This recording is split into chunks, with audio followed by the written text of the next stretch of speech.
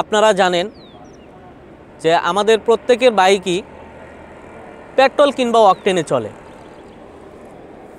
তো আমরা এটাও জানি যে 1 লিটার পেট্রোল এবং অকটেন এগুলোর দাম কিন্তু 125 থেকে 30 টাকা।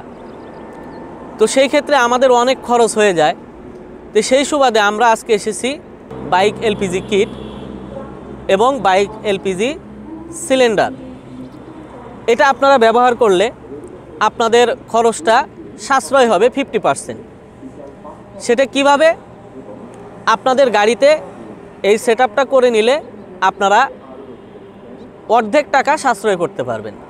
যেখানে আপনার খরচ হতো 125 বা 30 টাকা, সেখানে আপনার এখন ওই 125 বা 30 টাকাতেই আপনি চলতে পারবেন শুধু 65 টাকায়, মানে 50% সাশ্রয়।